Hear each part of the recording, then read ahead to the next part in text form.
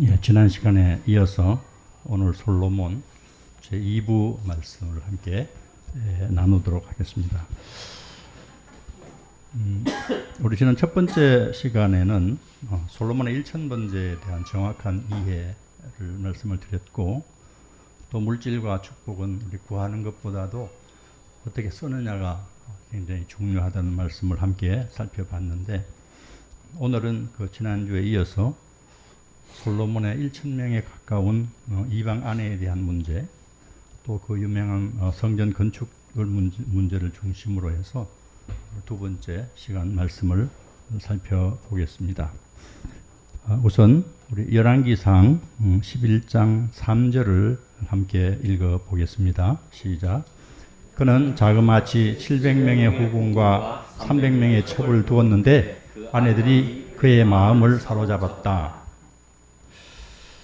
솔로몬이 왕위에 오른 후에 가장 먼저 한 일이 불행하게도 애굽왕 바로의 딸을 아내로 맞이하는 일이었습니다. 많은 사람들은 솔로몬의 이 결혼 문제, 이방 결혼 문제를 두고 아내가 1000명이라느니 많은 사람이 이방 여자였다느니 이런 데 관심이 많지만, 사실 이 문제는 그보다 더 깊은 영적인 신앙적인 차원의 문제가 내포되어 있습니다. 솔로몬이 애굽왕 바로의 사위가 되는 이 일을 시발점으로 해서 선민 이스라엘의 왕가에 수많은 이방 여인들이 거기에 들어오게 되고, 결국은 이 문제가 그 아들 때에 통일 이스라엘이 두 쪽으로 갈라지는 비극의 원인이 되고 맙니다.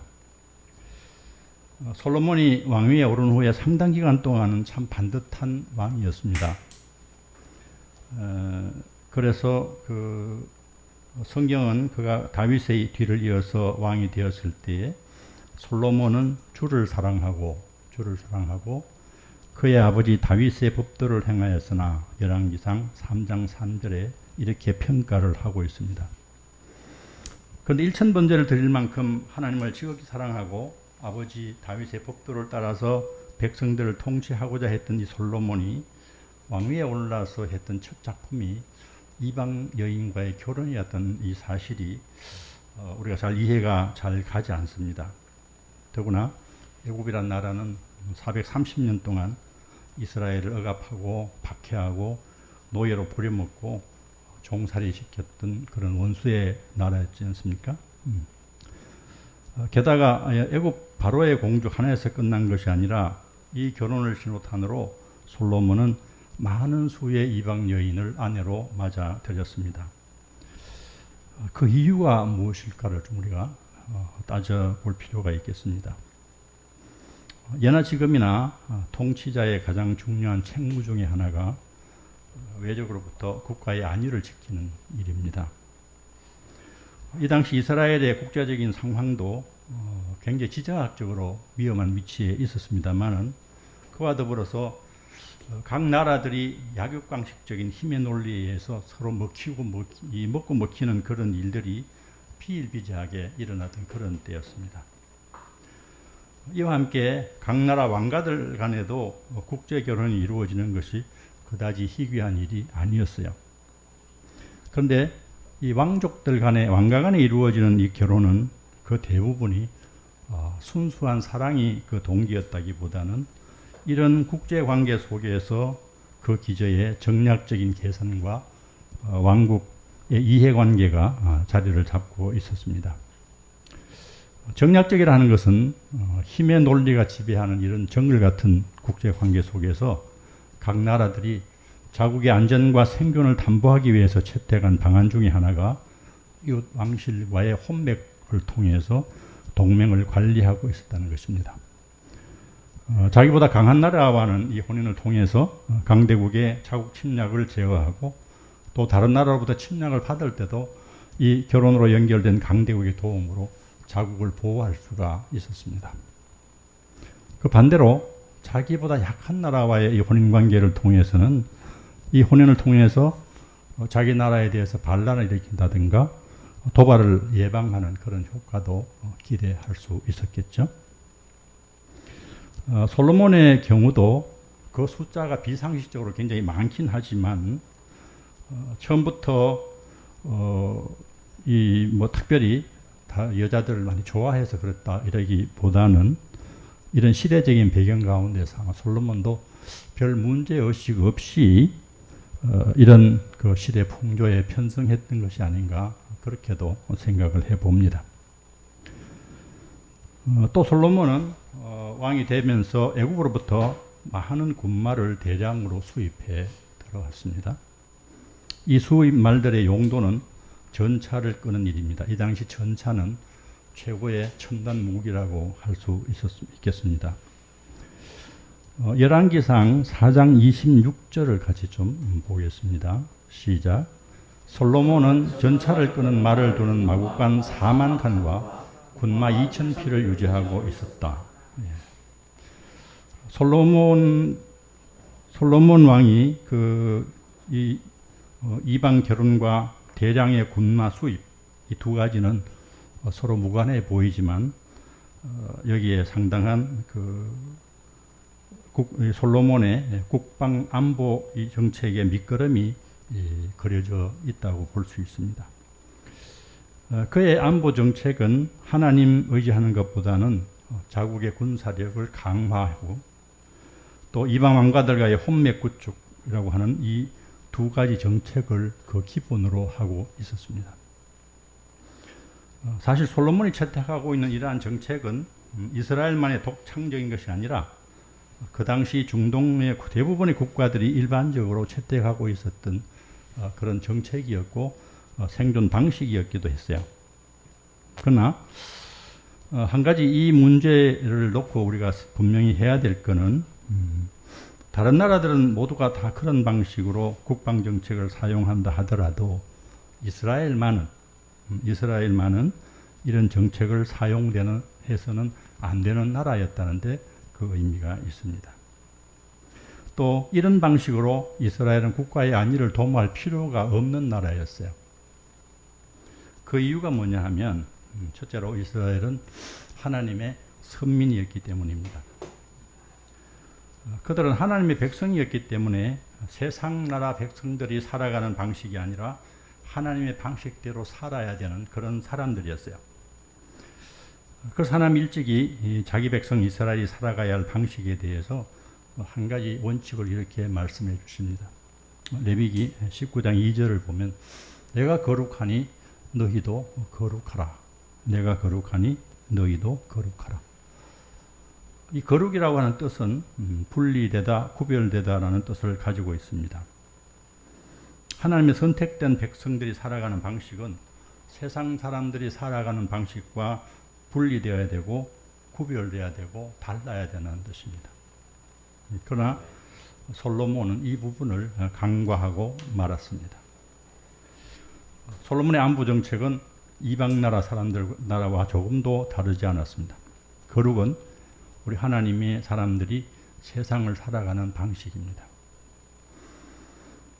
두 번째로 이스라엘은 군대에 의해서 지켜진 나라가 아니라 하나님에 의해서 지켜진 나라이기 때문에 그렇습니다. 따라서 이스라엘은 군사력이나 국제적인 역학관계로 그 운명이 좌우되는 그런 나라가 아니었습니다. 그것은 이스라엘의 지나온 과거가 잘 증명해 주고 있습니다. 이스라엘은 출애굽 이후에 현재 이르기까지 다른 이방 민족들로부터 끊임없이 침략을 받았고 수많은 전쟁을 경험합니다. 그러나 이스라엘은 한 번도 상비군이나 정규군 제도를 가진 적이 없습니다.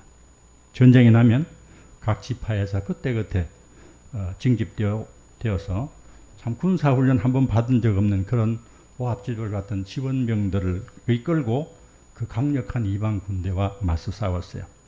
그러나 그들은 지금까지도 잘 생존해 왔고 이제는 애굽 바로의 가문과 혼인을 맺을 만큼 애굽과도 어깨를 나란히 하는 그런 강대국 통일 이스라엘이 된 것이에요. 그런데 솔로몬은 이 정체성을 잊어버린 것이죠. 하나님의 신실한 약속과 절대적인 신뢰와 믿음보다도 세상 나라들이 국가를 경영하는 그 방식대로 국가를 경영하고 있었던 것입니다. 그 결과는 굉장히 참담했죠. 그 당시에 우리 이방 여자 하나가 결혼을 통해서 솔로몬 가문에 들어온다는 것은 단순히 이방 여인 하나가 솔로몬 왕가의 일원이 되었다는 그런 뜻이 아닙니다.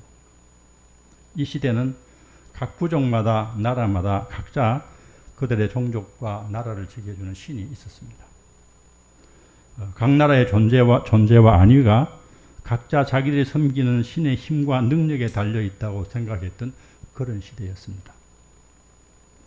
전쟁의 승패도 군사력에 의해서 결판나는 것이 아니라 자기의 신이 더 센가 상대방 신이 더 센가 그거에 따라서 결정된다고 여기던 그런 시대였습니다.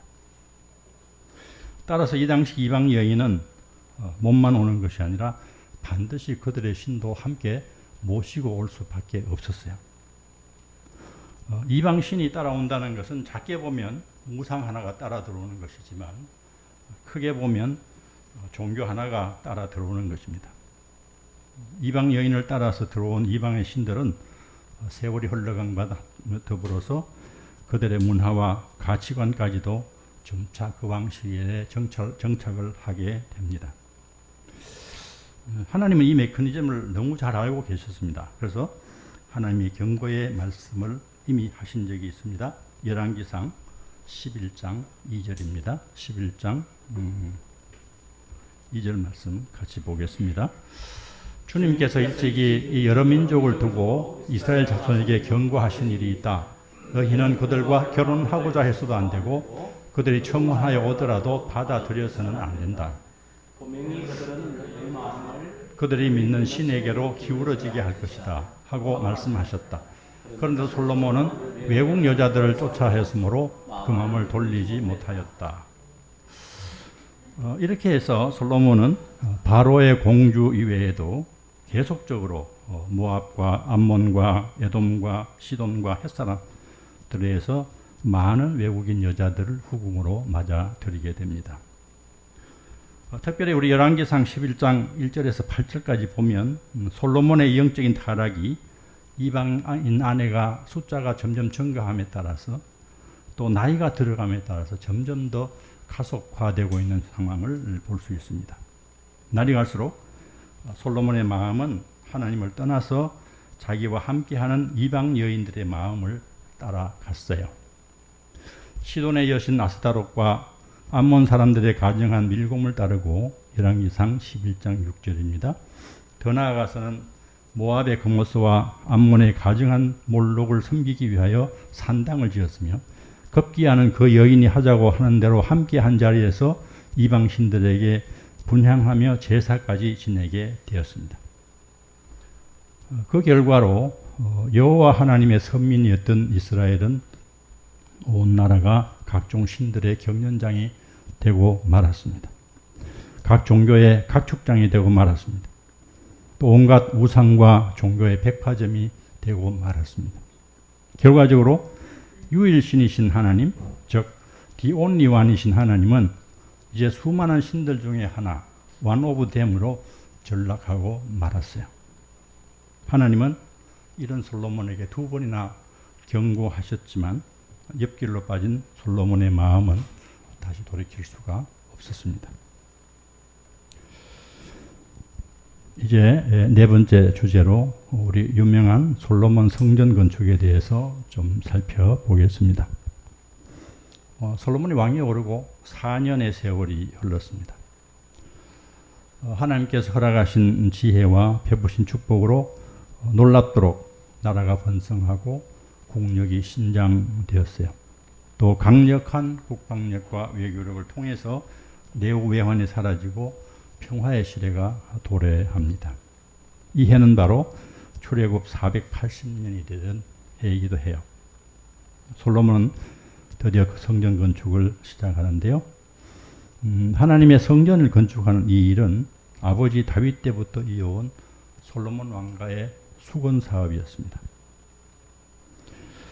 아버지 다윗은 성전을 건축하려다가 하나님의 뜻에 막혔지만 나름대로 성전 건축을 위한 준비에 10년을 기울여서 엄청나게 많은 자재들을 준비해 두었어요. 솔로몬도 성전을 짓는데 레바논산 최고급 건축 재료인 백향목을 준비해서 들여올 3만 명의 인력을 두로에 파견합니다. 우리 한국 교회에서도 한동안 각 교회마다 예배당 건축의 붐이 굉장히 세차게 일어난 적이 있었죠. 그때 우리들의 최고의 롤 모델은 바로 이 솔로몬의 성전 건축이었습니다. 성전 건축은 아버지 다윗 왕으로부터 시작이 됩니다. 아버지 다윗은 사울 왕이 하나님으로부터 버림을 받을 때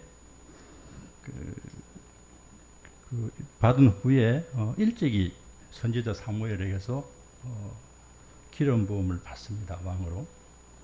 그러나 기름 부음 받은 후에도 무려 13년 동안이나 사울 왕에게 광야에서 광야로 쫓겨다니면서 자기 한 목숨 부지하기에 급급했어요. 사울이 죽고 나서야 이제 실질적인 이스라엘 왕이 되고 하나님이 주위의 적들을 잘 평정하게 해주심으로 드디어 다윗은 이제 백향목으로 만든 자기의 궁을 짓고 그 궁전에 거하게 됩니다. 이처럼 어느 정도 자신의 신변이 정리가 되고 나라가 안정을 되찾게 되자 비로소 다윗의 마음에 장막에 놓아둔 하나님의 언약궤가 생각이 났습니다. 그래서 나단 선지자에게 이렇게 말씀합니다. 사무엘하 7장 2절을 같이 보시죠. 하루는 왕의 예언자 나단에게 말하였다. 나는 백향목 왕궁에 사는데 하나님의 궤는 아직도 휘장 안에 있습니다. 휘장이란 말은 성막을 말하죠. 요즘식으로 말하면 자신은 백향목궁의 평양에 거하는데 하나님의 언약궤는 가건물 임시 텐트 안에 방치되어 놓고 있다. 그런 뜻입니다. 성전 건축은 이처럼 하나님을 향한 다윗의 충정에서 시작이 됐어요. 하나님께 좋은 성전을 지어드리고자 하는 그 다윗의 따뜻한 마음은 참 귀한 것이지요. 선지자 나단도 다윗 생각에 흔쾌하게 동의했습니다.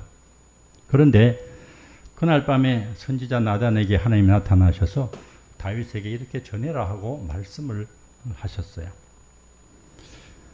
그건 좀 이상한 거는 그 하나님의 말씀에 다윗의 성전 건축에 대한 이 아이디어에 대해서 가부간의 명시적인 언급이 없어요. 다만 분위기를 좀 보면 성전을 지으라는 쪽보다도 오히려 나는 성전이 필요 없다는 쪽에 더 방점이 가 있는 것 같습니다. 사무엘하 7장 4절부터 18절까지 이 긴 말씀 속에 성전에 대한 언급을 딱 2절 하나님께서 주시고 있는데요. 사무엘하 7장 6절과 7절을 보겠습니다. 그러나 나는 이스라엘 자손을 이집트에서 데리고 올라온 날로부터 오늘에 이르기까지 어떤 집에서도 살지 않고 오직 장막이나 성막에 있으면서 옮겨 다니며 지냈다. 내가 이스라엘 온 자손과 함께 옮겨 다닌 모든 곳에서 내가 나의 백성 이스라엘을 돌보라고 명한 이스라엘 그 어느 지파에게라도 나에게 백향목집을 지어주지 않은 것을 두고 말한 적이 있느냐. 이것이 성전 건축에 대한 하나님의 반응이었습니다.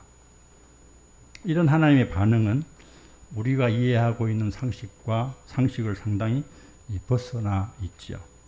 우리 상식으로는 다윗이 하나님 생각하는 그 기특하고도 따뜻한 생각과 다윗의 진심을 기쁘게 받으셔서 솔로몬과 같이 엄청난 축복으로 갚아주겠다 이렇게 하셔야 될 것 같은데 하나님이 주시는 이 답변은 우리의 이런 고정관념과는 상당히 괴리가 있어 보입니다. 또 성전 건축에 대한 우리 한국 교회가 가지고 있는 이해와 생각과도 상당히 다릅니다. 그동안 우리 한국 교회에서는 대부분이 교회가 이 교회당 건축을 논의할 때마다 솔로몬의 성전 건축을 모델로 삼아서 성전 건축이야말로 하나님을 가장 기쁘시게 하는 일이고 최고로 영광을 돌리는 일이다. 이런 논리를 가지고 예배당 건축의 주 동력으로 삼아왔습니다. 또 예배당은 하나님이 거하시는 집이기 때문에 최고의 재료를 써서 최고로 화려하고 고급스럽게 지어야 하나님이 기뻐하신다. 이렇게 말해 왔죠. 이런 그 일반적인 고정관념을 우리가 좀 내려놓고 객관적으로 하나님의 속성과 마음을 집중해 보면 하나님 이런 반응이 이해가 가기도 해요. 하나님은 고정되고 안락한 공간에 홀로 머물러 계시는 분이 아니라 자기 백성 이스라엘과 함께 더불어 계시기를 즐겨하시는 임마누엘의 하나님이셨습니다. 그분은 영이시기 때문에 시간과 공간의 제약을 받지 않으십니다. 따라서 별도의 성전 공간이 불필요한 것이죠. 신약에서도 순교자 스데반에 의해서 같은 입장이 나와 있는데요. 스데반은 솔로몬 성전에 대해서 지극히 높으신 하나님께서는 사람의 손으로 지은 건물 안에 거하지 아니하십니다. 사도행전 7장 48절에 이렇게 이야기하면서 이사야 선지의 말을 이렇게 인용합니다. 우리 사도행전 47장 49절 50절 같이 보겠습니다. 주님께서 말씀하신다. 하늘은 나의 보좌요 땅은 나의 발판이다. 너희가 나를 위해서 어떤 집을 지어주겠으며 내가 쉴만한 것이 어디냐. 이 모든 것이 다 내 손으로 만든 것이 아니냐 한 것과 같습니다.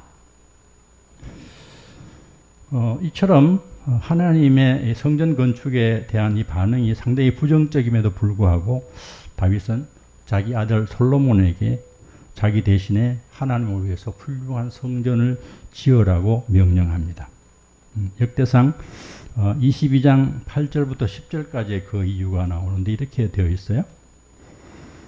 여호와께서 다윗은 피를 많이 흘렸기 때문에 내 이름을 위하여 성전을 건축하지 못하지만 한 아들이 내게서 날 터인데 그의 이름을 솔로몬이라고 하고 그가 내 이름을 위하여 성전을 건축하게 하라고 말씀하셨다고 전달해 줍니다. 또 하나님 성전이 완공되었을 때에 하나님 그 성전 위에 구름으로 친히 임재하셔서 성전을 축복하시고 성전에서 너희를 만나 주겠다고도 약속을 하십니다. 나는 내가 건축한 이 성전을 거룩하게 구별하여 내 이름을 영원히 그곳에 두며 내 눈길과 내 마음이 항상 그곳에 있겠다. 열왕기 상 9장 3절 말씀입니다. 여기서 저는 다윗이 처음에 성전을 짓겠다고 했을 때 보이신 하나님의 반응과 성전을 완공한 후에 하나님의 반응이 이처럼 상충되는 측면이 있기 때문에 하나님의 진의가 어디에 있을까? 정말 지으라는 것일까? 말하라는 것일까? 상당히 헷갈립니다.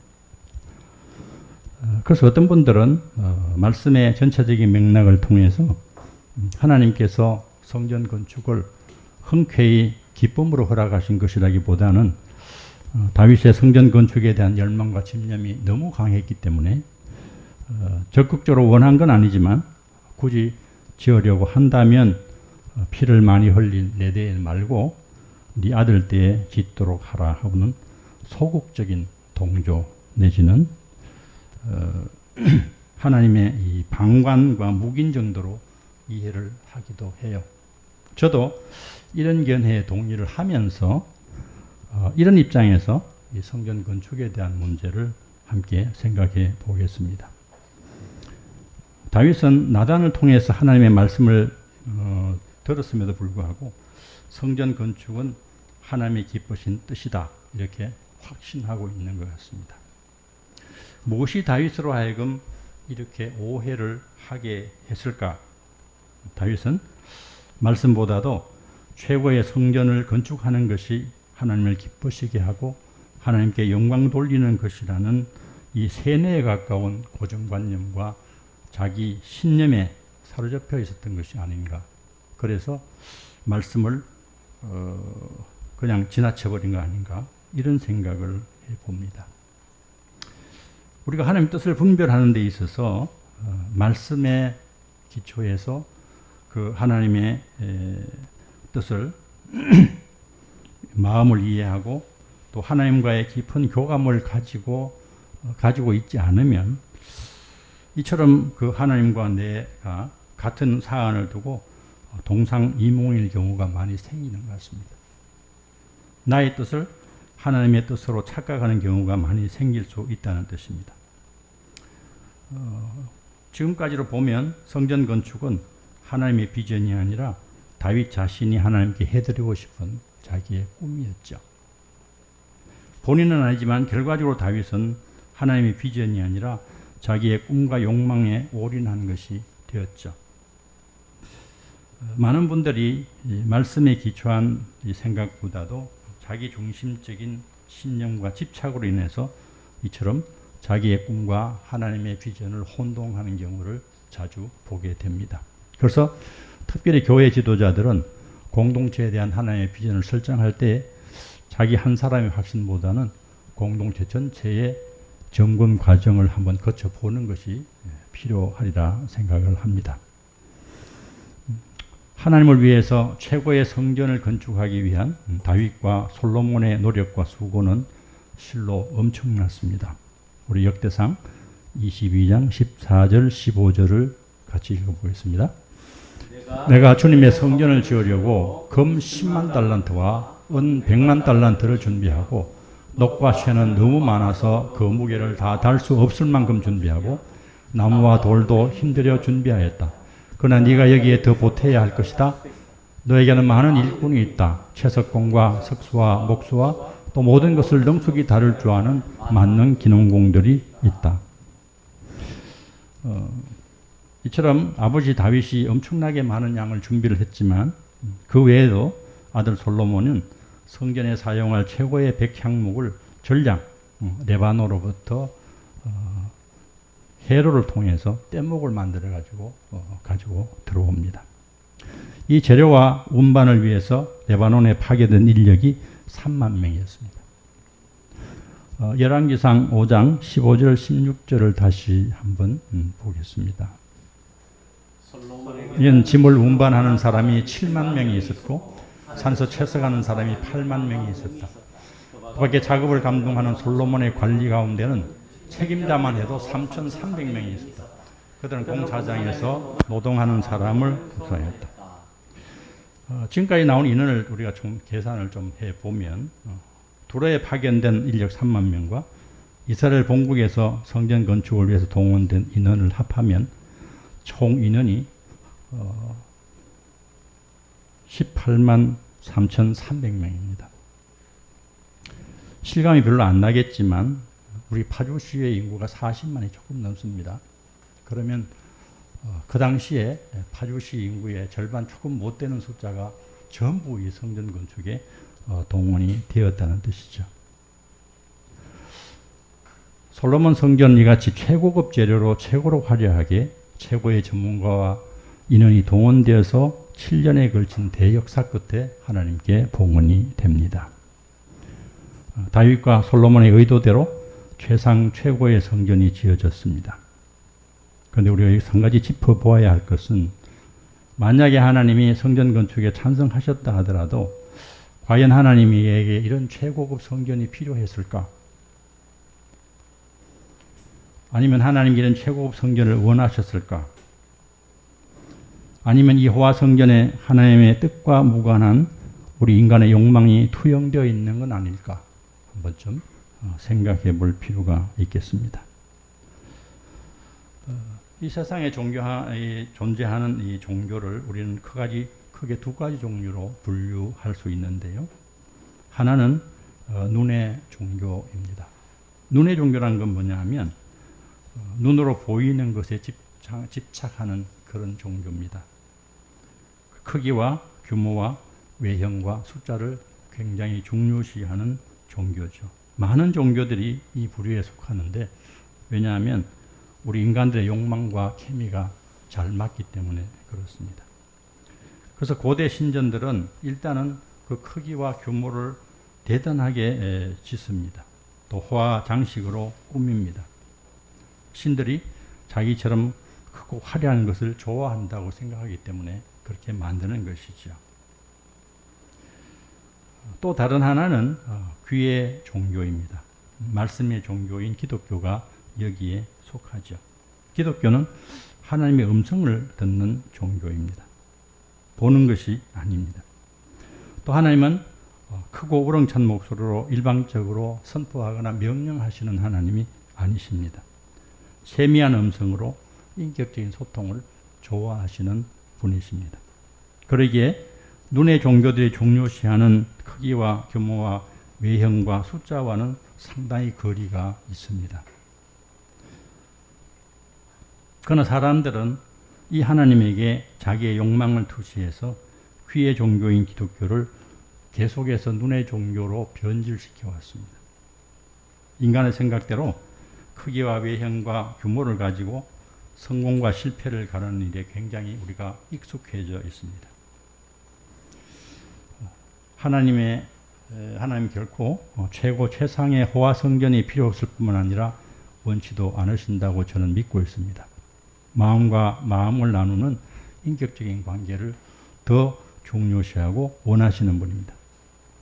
우리가 이제 인간의 욕심을 따라서 인간의 성향대로 눈의 종교로 바꾸어버린 기독교를 원래대로 귀의 종교로 다시 되돌리는 일이 굉장히 중요하다고 생각합니다. 이제 결론을 맺습니다.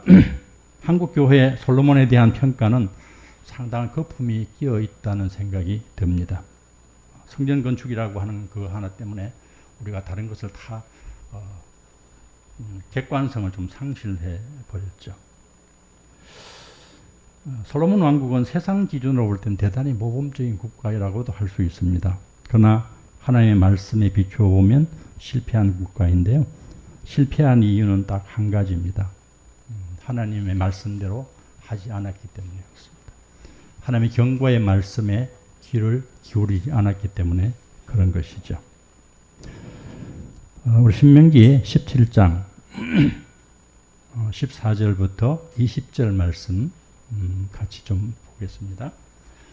주 당신들의 하나님이 주시는 그 땅에 들어가서 그 땅을 차지하고 살 때에 주위의 다른 모든 민족같이 당신들도 왕을 세우고 싶다는 생각이 들거든. 당신들은 반드시 주 당신들의 하나님이 택하신 사람을 당신들 위에 왕으로 세워야 합니다. 당신들은 결의 가운데서 한 사람을 왕으로 세우고 같은 결의가 아닌 외국 사람을 당신의 왕으로 세워서는 안 됩니다.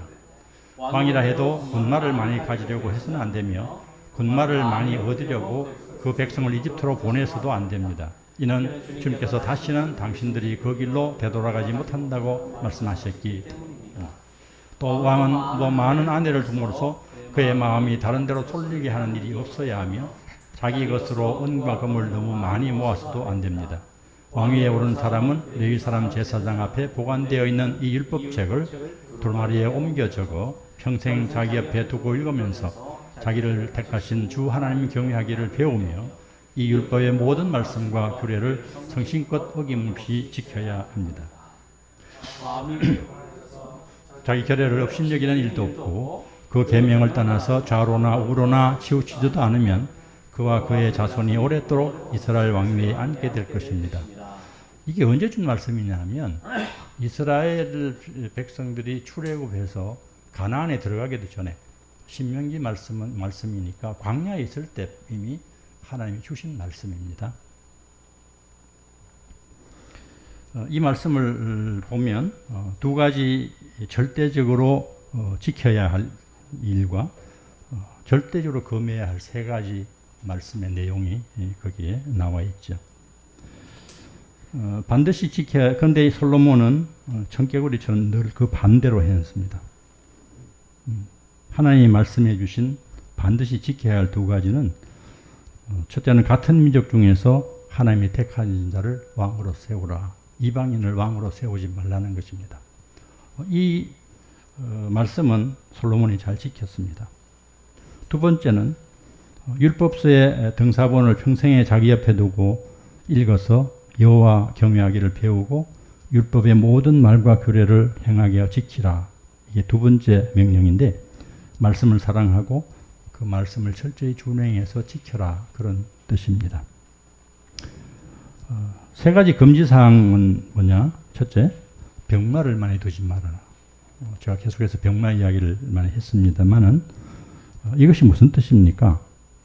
나라의 안위를 지나치게 국방력에 의존하지 말고 하나님께 맡겨도 안심하고 맡겨도 괜찮다. 병마를 많이 둘 필요 없다. 그런 뜻입니다. 그러나 솔로몬 시대 이스라엘은 최대의 애굽의 군마 수입국이 되었어요. 둘째는 아내를 많이 두지 말라 뜻입니다. 여인을 인하여서 왕의 마음이 미혹되기 때문에 그렇습니다. 그런데 솔로몬은 일천 아내와 함께 살았습니다. 세 번째는 금과 금을 너무 많이 사지 말라는 것입니다. 이것은 너무 사치와 허영을 멀리하라는 뜻이죠. 사치와 허영의 마음을 빼앗기게 되면 하나님의 뜻이 둔감해지기 때문입니다. 그러나 솔로몬 왕국의 사치는 허영은 우리가 지난주에 살펴본 바와 같습니다.